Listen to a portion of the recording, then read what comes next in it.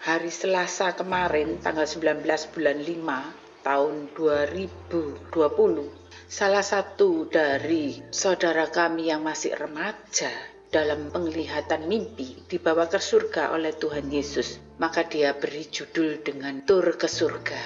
Karena sangat panjang pengalamannya di surga itu, saudara. Sampai begitu detil, karena memang dia itu orangnya sifatnya detil. Dari dua remaja, adik kakaknya wanita dan adiknya itu remaja pria yang mempunyai darah campuran mix ya. Kalau ibunya adalah Chinese Indonesia dan ayahnya adalah Amerika. Kedua anak ini dibesarkan di Amerika sampai menjelang remaja. Saat ini yang lebih dulu saya hendak menjawab pertanyaan dari adiknya remaja ini. Sedikit mengetahui mereka itu adalah keluarga yang broken. Kakak perempuannya yang menerima penglihatan tur ke surga itu tinggal di Tiongkok bersama ibunya.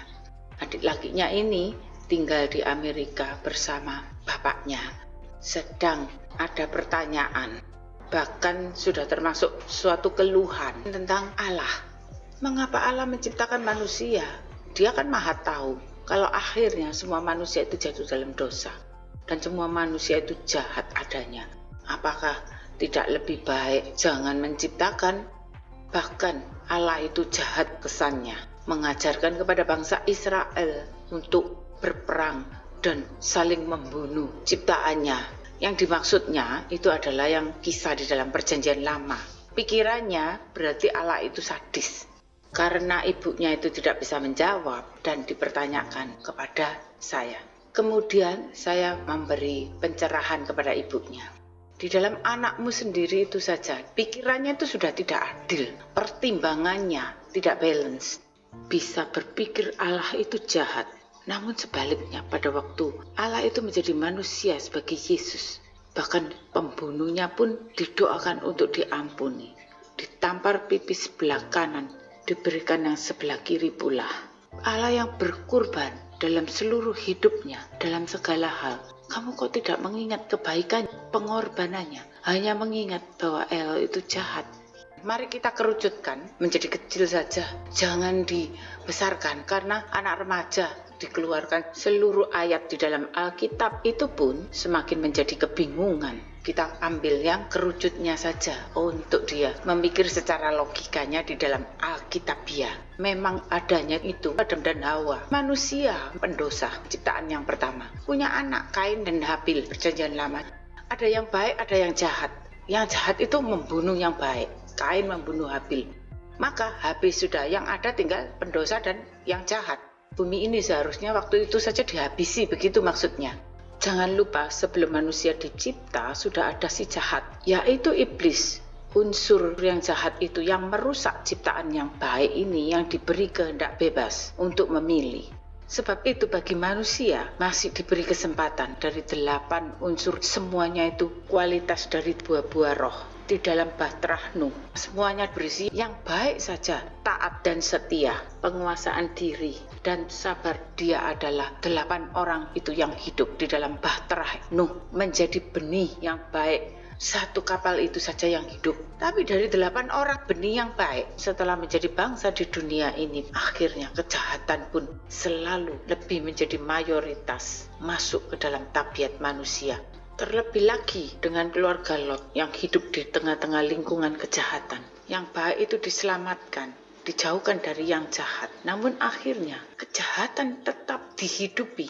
Jadi sudah dicoba bagaimanapun dunia dan isinya, manusia itu pun sudah harusnya neraka semuanya. Setelah di dunia ini adanya hanya kejahatan saja, yang baik dan benar sudah tidak ada. Karena justru Tuhan itu tidak menciptakan yang jahat. Sebab yang baik, apa yang sudah dicipta tidak disia-siakan. Jangan lupa diberi kebebasan untuk memilih pohon pengetahuan atau pohon kehidupan.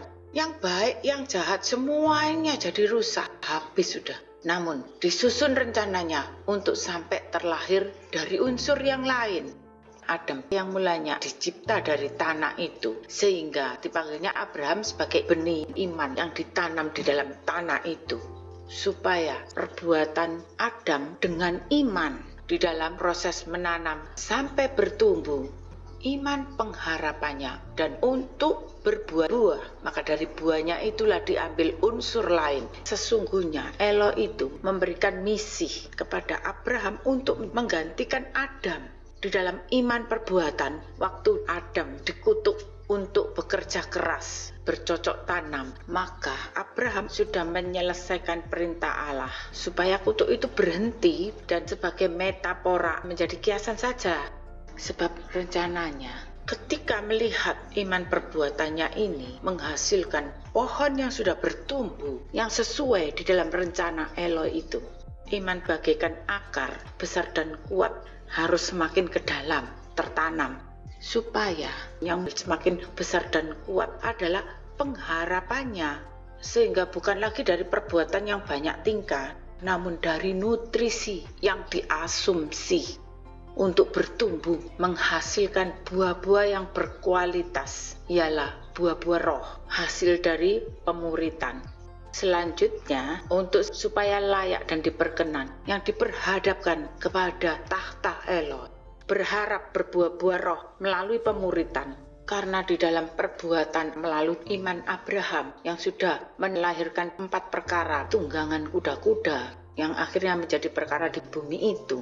Sesungguhnya di dunia ini sudah tiada harapan, sebab dengan berbagai cara sudah dicoba oleh Tuhan. Namun semua akhirnya yang mendominasi dunia ini adalah kejahatannya. Ketika dari suara pengharapan Abraham melalui Ishak untuk terjadi kebangkitan, suara pengharapan seperti itu yang diperkenan, maka menjadi janji dimateraikan sampai terjadinya ketebusan untuk dikerjakan menjadi manusia baru, seperti yang dijanjikan melalui Ishak kepada Abraham, yang sesuai kurban mulailah diproses dan dikerjakan. Secara ringkasnya, pada waktu terjadi iman perbuatan untuk pelayanan itu, ketika terjadi pula karunia roh itu datang, dikira karunia roh itu untuk pelayanan.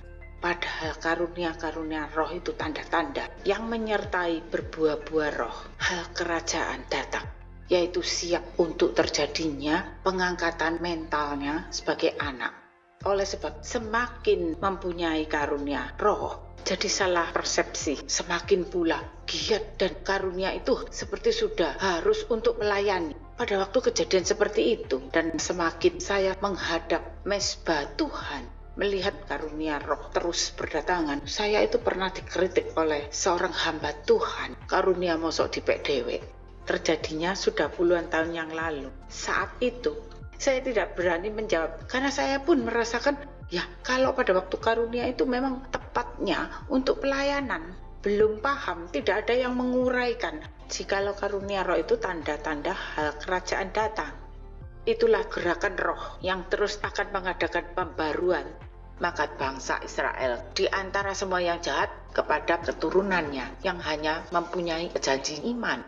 Maka itu bukan Allahnya yang jahat untuk mengajarkan saling membunuh, karena tidak ada yang baik dan benar. Saat itu sama-sama jahat, di dunia ini semua jahat, sehingga bangsa Israel untuk mengalahkan kejahatan dunia ya harus dengan berbuat kejahatan. Karena manusia itu asalnya dari tanah yang ditanami pohon pengetahuan, berbuah hikmat kehidupan. Diproses pun yang tumbuh itu kejahatan buahnya. Maka dikerjakan oleh Tuhan dari dasar iman supaya menjadi unsur yang berbeda. Melalui perintah iman Abraham dengan berbagai macam perbuatan, dinanti dan dinanti, sampai akhirnya bertemu benih iman pengharapan Abraham tentang kebangkitan manusia baru. Tapi setelah sampai pada bangsa Israel, semua diharapkan, bintang di langit, pasir di laut banyaknya, semua dijadikan pengharapan untuk dikuasainya. Maka dari iman akan terus diuji sampai hanya satu pengharapan yang benar. Sampai ketika Yesus datang sebagai Mesias, maka hanya satu yang diharapkan, Roh Kudus datang, ialah janjinya untuk menjadi manusia baru. Terjadi pengharapan yang benar. Benih pengharapan ini diproses sampai terjadi seperti minyaknya. Itulah kasih Kemudian kasih itu disuling sampai menjadi minyak yang murni, yang akan menjadi kualitas yang berbeda. Sudah bersih sama sekali dari unsur kejahatan yang terus mengikuti dan melekat itu. Nah, itulah tingkat tangga-tangga surgawi. Gerejanya pelataran dari dunia ini, kemudian masuk ke tangga pelataran surga, menembus Eden yang ada pohon kehidupan dijaga oleh kerubah itu. Baru kemudian masuk tingkatan hal kerajaan, sampai bertemu dengan para rasul masuk bagian tingkatan Yerusalem baru. Maka saya bagikan pengalaman saudara remaja kami yang dibawa tur ke dalam tingkatan-tingkatan pelataran surga ini. Bukan hanya melihat indahnya surga, namun di situ syarat dengan pengajaran step by stepnya. Menuliskan penglihatannya itu hari Selasa tanggal 19 bulan 5 tahun 2020, karena dia itu tinggal di asrama untuk memuji, menyembah, membawa mesbah bagi Tuhan dengan mamanya itu melalui telepon. Pada waktu diseringkan tentang khotbah berjudul pesan mendesak urgent yang tayang itu, ada pertanyaan yang ingin mendapat penjelasan tentang hitam putih sebagai gambaran kuda zebra itu maksudnya apa. Waktu menerangkan hal itu, tiba-tiba putus sambungan teleponnya, dikontak terus tidak bisa. Sampai besok harinya, ternyata cerita kalau dia itu tertidur. Nah, saat tertidur tuh seperti orang pingsan, saudara. Tuhan memberi aku tur surga. Itu yang dia rasakannya. Adikku juga ada di sana, di sebagian dari tur itu. Seperti image Bapak bagi saudara remaja ini. Dan aku sangat bisa merasakannya dengan jelas. Demikian tulisnya. Dia itu seperti setinggi seorang laki-laki yang berjubah. Namun wajahnya tidak bisa kulihat dengan jelas. Tapi aku kira dia juga berjanggut, rambutnya berombak. Tapi pada waktu dia melihat sosok Tuhan yang seperti Bapak itu, dengan sukacita dia menyongsong berlari-lari ke arah Tuhan seperti sudah sangat akrab dan memeluk Bapak itu. Seperti kanak-kanak, ya memang ini kan masih ABG remaja ini. Maka bersama Yesus, dia dan adiknya melihat struktur surga itu berderet banyak gerbang-gerbang yang sangat panjang sampai seperti pada batas ujung pandangan dengan tangga-tangga yang harus dinaiki. Lupa katanya pemandangan yang pertama. Kemudian sampailah mereka pada satu gerbang yang dia rasakan arsitekturnya itu seperti bangunan Asia, berbentuk lingkaran pintu gerbangnya itu, yaitu seperti di zaman kerajaan Tiongkok. Di bagian ini dia melihat semuanya itu hilir mudik punya kesibukan, dan seseorang yang memegang driver obeng itu, sebagian pula orang-orang yang lainnya memegang material alat-alat bangunan. Jadi semua sangat sibuk mengambil alat-alat material untuk membangun dan menambahi bagian-bagian rumahnya di surga. Jadi di surga itu saudara tidak jenuh, tapi Tuhan itu tidak berhenti berkarya. Masih dalam area tempat orang-orang sibuk bekerja itu, dia lihat tidak canggung-canggung, Tuhan kemudian duduk di lantai dengan jubahnya itu terbentang di lantai. Bahkan sampai lengan jubahnya pun menjuntai di lantainya itu dari batu. Melihat hal ini, ingin duduk pula di sebelah Bapak. Namun karena ini anak yang dididik di barat, malah berdiri di pinggirnya begitu. Dia rasa kalau tanpa seizin dipersilakan, kemudian dia duduk di dekat Tuhan itu, merasa tidak sopan. Padahal kalau di Asia, ada orang tua duduk di bawah, dia berdiri begitu yang tidak sopan. Inilah adat budaya yang kebalikan. Namun karena dia itu Tuhan, yang diperhitungkan itu kan yang dipikir dan motivasinya tidak dari sudah ditentukan pada satu ketauratan adat bangsa. Maka dia diizinkan duduk di sebelah Bapak. Kemudian dia bersandar manja, menikmati kasih Bapak. Dia benar-benar merasakan seperti anak kecil yang punya Bapak di surga. Melihat sibuk sekali Tuhan itu, mempersiapkan dokumen-dokumen, duduknya sampai bersila. Kemudian beberapa orang itu baru datang saudara, di luar dari gerbang yang bundar itu yang sudah dia lewati. Orang-orang yang datang itu seperti baru saja mati yang hendak menghadap Tuhan di depan gerbang itu. Mereka adalah dua orang wanita tua, kulit putih. Di orang barat ya, kira-kira yang satu umurnya 50 sampai 60 tahun, yang satu berambut pendek dan bawa dompet. Tapi sepertinya dalam dialog dengan Tuhan tadi dua orang ada satu hal yang membuat tidak bisa masuk karena dua orang ini kompromi dengan ide LGBT itu diterima, diusahakan untuk supaya mereka pun masuk surga, mengajukan ini kepada Tuhan. Setelah mendengar dialog kedua wanita itu, dengan tiba-tiba wajah Tuhan yang sebagai Bapa itu berubah menjadi wajah Yesus yang lebih muda, dan ini menjadi tegas, sangat berotoritas. Yang aku rasakan, yang tadinya lemah lembut, pada waktu aku berdiri di belakangnya, memperhatikan saat dialog sampai terjadi perubahan Tuhan. Langsung Tuhan berjalan semakin mendekati kedua perempuan itu. Jangan masuk ke gerbang yang lingkaran. Tuhan bilang, oke, silakan pergi ke kiri. Dihentakkan tangannya menuding ke arah tangga sebelah kiri dari mana kami berdiri. Yang aku tahu itu adalah tangga neraka. Tuhan berbalik kembali ke arah remaja ini dan adiknya dengan berbicara, aku berkata, tidak punya ruang untuk yang kompromi. Adiknya ini cenderung kompromi karena tinggal di barat, sedang kakaknya di Asia.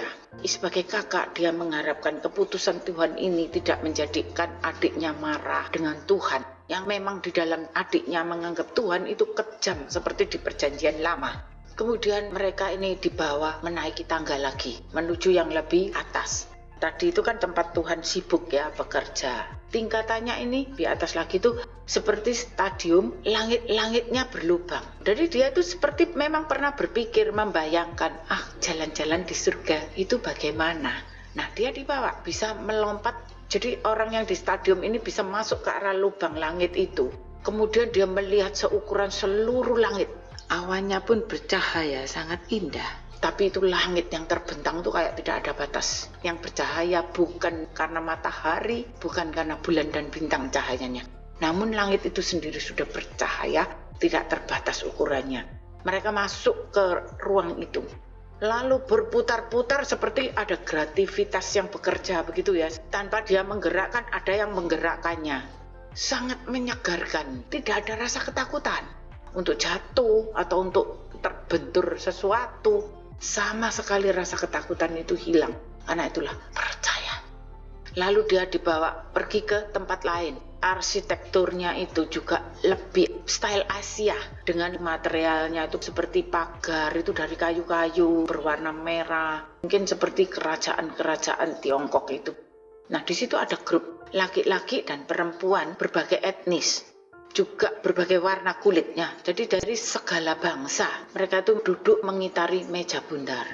Mejanya itu berbentuk seperti ada lubang sumur, saudara. Jadi kalau tadi diajak naik ke atas lubang langit yang terang, maka kali ini sebaliknya diajak melihat lubang sumur yang menuju ke bawah. Yang dia rasakan, orang-orang ini adalah duta dari segala bangsa. Mereka itu yang sudah mendapat jaminan sebagai penghuni surga. Kemudian Tuhan tuh berjalan mengitari mereka yang duta-duta ini, mengekspresikan dengan mereka tuh Tuhan begitu rileksnya. Orang-orang ini sangat mengenal Tuhan, jadi tidak canggung gitu. Ketika melihat kekompakan Tuhan dengan kelompok ini, maka merasa kagum dan tersenyum bahagia remaja ini. Karena memang latar belakang background keluarganya itu kaku, banyak peraturan. Jadi dia melihat ini, betapa nyaman dan indahnya. Nah, seperti ini saja saudara, citra surga bagi dia itu sudah cukup. Ini tergantung pada mental seseorang waktu di bumi itu. Lalu dia melihat Tuhan itu memegang tongkat yang ada pailnya, tongkat seperti pancing. Di depan mereka ini, Tuhan mendemonstrasikan tentang bagaimana awal terjadinya keberadaan. Sesuatu itu menjadi unsur yang ada, yang mempunyai sifat atau karakter. Dari unsurnya itu sudah bisa dilihat. Itu yang diajarkan kepada kita semua yang di situ. Yang tidak kelihatan oleh manusia, dimuridkan oleh Tuhan. Itulah kejiwaan luar biasa yang mampu dia serap penglihatan remaja ini sedemikian banyaknya. Sebab ini adalah di dalam tahap jiwa yang diproses dan dimuridkan oleh Tuhan sendiri. Nah, Tuhan berkata, ada dua spirit jahat katanya. Tapi merasa aneh anak ini karena dua spirit jahat ini bukan roh jahat, saudara. Tapi jika mengikuti manusia dan dibuai, maka akan menjadi unsur yang jahat. Dua unsur yang didemonstrasikan Tuhan ini dipresentasikan seperti dua pecahan berwarna abu-abu.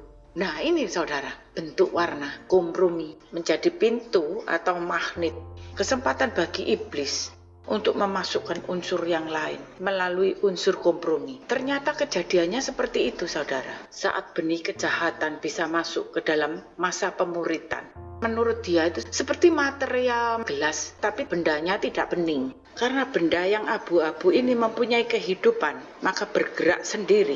Sekecil cacing begitu di kailnya Tuhan itu. Tuhan katakan dia selalu memegang kail ini untuk menghandle dua unsur kehidupan yang seperti cacing itu tadi, supaya mereka tidak lari lepas jauh. Walau seperti diberi bebas, namun kalau sampai lari, maka Tuhan tinggal menyabetkan kailnya itu. Saya salah. Itulah bedanya kalau sudah masuk di dalam jiwanya yang dimuridkan. Setiap Tuhan sedang mendemonstrasikan bagaimana cara mengenali sifat dua unsur hidup ini. Dia selalu mengajak duta-duta yang dari berbagai bangsa ini diajak untuk memahami, dipraktekkan di depan mereka. Sehingga dalam penglihatan remaja ini pun memahami, oh cara Tuhan menghandlenya, gerakan tangannya itu seperti begini. Bahkan caranya memainkan, itu didemokan Tuhan sendiri di hadapan mereka. Dan Tuhan mengenal namanya setiap orang satu persatu yang ada di situ. Semua nama diberi julukan nama-nama logam, mengandung material, bahan bangunan mereka ini. Yang membuat remaja ini terkesan. Ada salah satu nama yang dipanggil oleh Tuhan dengan sebutan besi. Seorang wanita yang rambutnya itu agak coklat, modelnya dikuncir tinggi. Paling serius perempuan ini, katanya dia. Dia melihat di belakang wanita besi ini ada spirit kaca abu-abu yang lain itu datang, saudara. Bukan yang dua didemukan Tuhan tadi.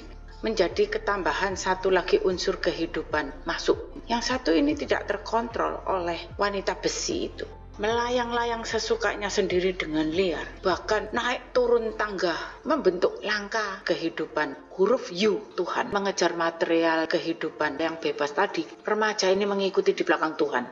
Dia berpikir mempunyai dua pertanyaan. Apa boleh aku bertanya? Katanya lupa pertanyaannya yang pertama. Kata Tuhan, oke, apakah kamu perlu tahu saat ini? Katanya Tuhan. Yang dia ingat pertanyaannya itu, bedanya apakah? Seperti ada dua, di pelataran luar dan di pelataran dalam. Pelataran dalam waktu mereka dimuridkan oleh Tuhan dan duta-duta tadi itu. Tuhan menjawabnya dengan lembut, tidak perlu tahu.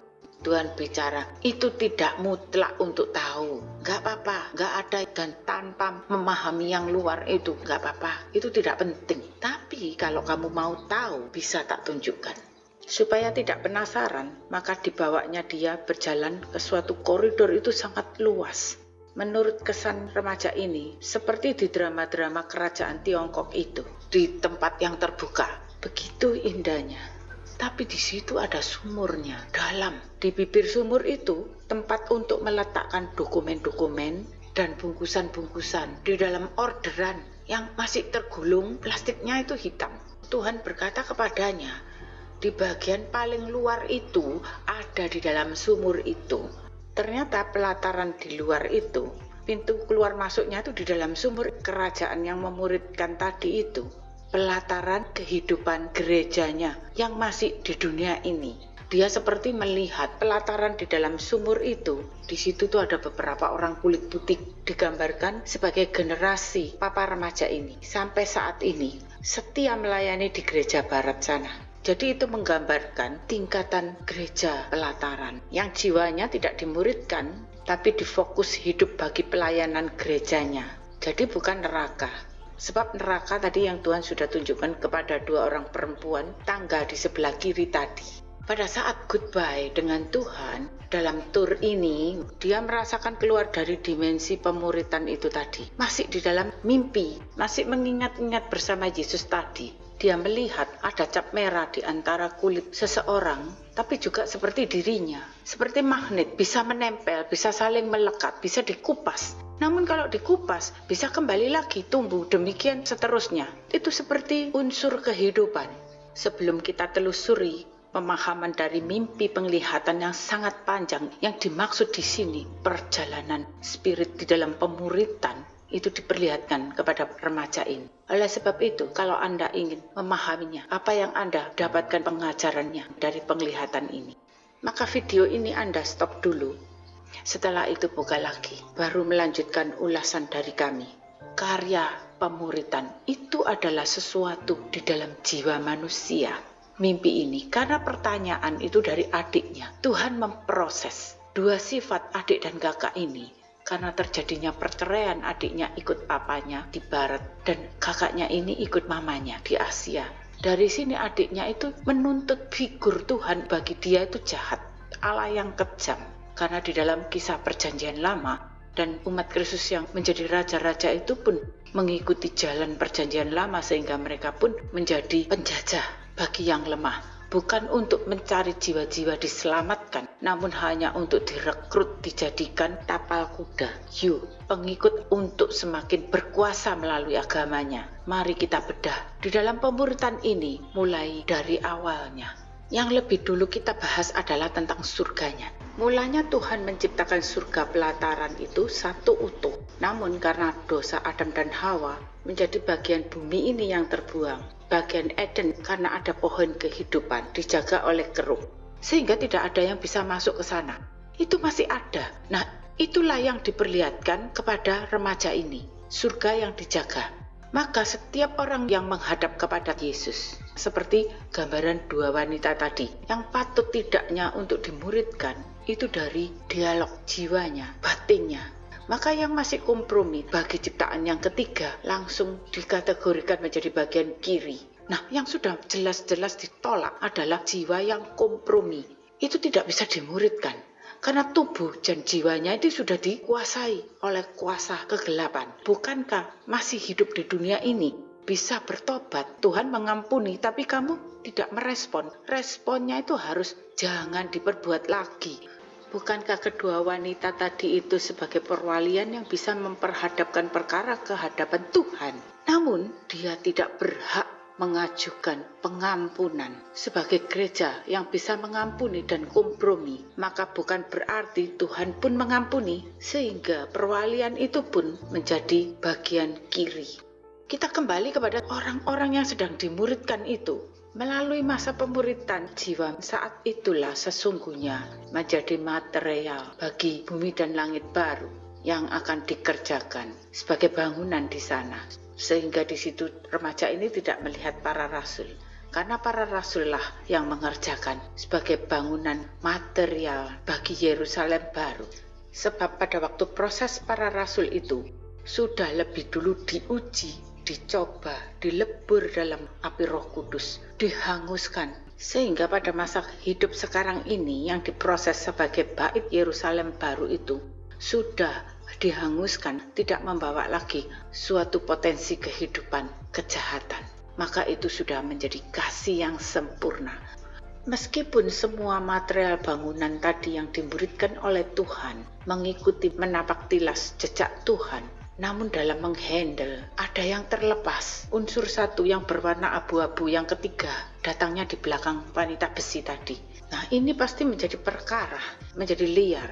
Karena cara menghandlenya masing-masing mempunyai tanggung jawabnya itu.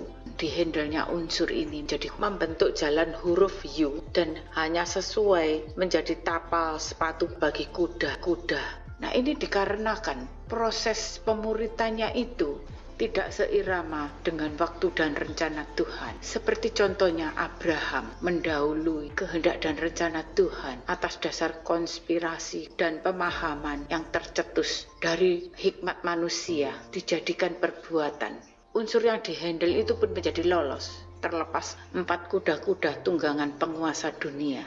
Bedanya jikalau dimuridkan oleh Roh Kudus, pemuritan jiwanya dari hidupnya ini pasti akan ditegur dan diperingatkan melalui mimpi dan penglihatan, melalui kejadian sehari-hari dan berbagai caranya. Itu pasti murni untuk supaya dikuduskan jiwanya itu. Jadi justru ketika mendapat tawaran-tawaran dari unsur dunia ini, itu yang harus dicurigai sebagai ujian dan cobaan. Untuk bisa merasakan kedatangannya bahwa dia itu ada. Yang harus menjadi kuat adalah setia dan taat di dalam iman pengharapannya. Apabila terus ditegurnya dan dicegah apa yang kita rancangkan, Bagi dia, dirasakan itu teguran seorang bapak. Kenapa? Karena anak ini dalam tingkatan pemuritan. Sebagai anak, dia pun tidak pelayanan di gereja, namun jiwanya sedang dimuridkan oleh Roh Kudus secara pribadi. Meskipun ketika dia kembali dari penglihatannya itu dan melihat dia pun mempunyai magnet tanda merah yang masih mempunyai unsur kehidupan daging dan darahnya itu, namun dia adalah kailnya terus dipegang oleh Tuhan. Gerejanya di bumi ini adalah pelataran yang masih mempunyai unsur kehidupan berpotensi jahat. Meskipun bapaknya itu umat Kristus sampai detik ini melayani di gereja, namun dia itu belum dimuridkan, masih masa-masa yang belum ditetapkan. Jadi surganya bagi dia itu tergantung pada detik kematiannya.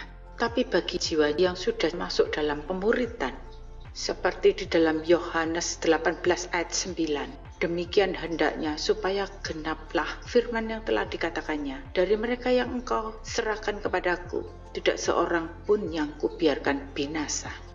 Seperti yang tertulis di dalam janjinya, telah terjadi pada saat para rasul dimuridkannya, bahwa tidak ada satupun masuk kebinasaan kekal. Itu ada kail yang terus dipantau oleh Tuhan, seperti janjinya. Tidak ada yang binasa selain dari mereka yang seperti Yudas menjual kesulungannya dan menjual ketebusan yang sudah diberikan. Bagi anak ini mempunyai kasih Bapa di situ sudah cukup, surga itu bagi dia. Jadi tergantung pada pengharapan waktu di bumi. Jikalau keinginannya di bumi, rumah yang seindah kerajaan Salomo, ya ditunjukkan rumah di surga lebih indah dari kerajaan Salomo. Itu levelnya. Kalau seperti remaja ini mempunyai kerinduan untuk memahami tentang Bapa yang ada di surga itu, maka ditunjukkan level pemuritan. Bahkan sampai bisa melihat Yesus adalah Bapa, dan Bapa itu menjadi figur Yesus yang masih muda sebagai manusia ketika umat datang kepadanya. Sebab mereka belum terjadi pengudusan di dalam jiwanya, tidak akan bisa mengenal Yesus sebagai Eloi, Bapa. Sehingga di Wahyu, Rasul Yohanes melihat Yesus bertahta di sebelah kanan Bapa. Seperti yang dilihat anak remaja ini, antara Yesus dan Roh Kudus figurnya. Rasul Yohanes pun pada tahap pemuritan, namun belum dikerjakan sebagai Yerusalem baru saat itu. Seperti saat anak ini dimuridkan, tampaknya yang sangat gamblang dalam hal pelataran, namun belum bisa memahami pesan spirit bagi pemuritan. Demikian pula yang terjadi pada Rasul Yohanes ketika dibawa masuk ke dalam hal kerajaan. Namun saat itu kurang memahami spirit tentang anak domba yang adalah sebagai bait Yerusalem baru, sebab dia itu bukan Yesus. Bukankah waktu itu Yesus sudah menang dan sudah kebangkitan dan sudah di tahta kerajaannya? Maka anak domba yang tersembelih itu adalah tubuh bait Yerusalem baru yang hidup namun sudah tersembelih haknya.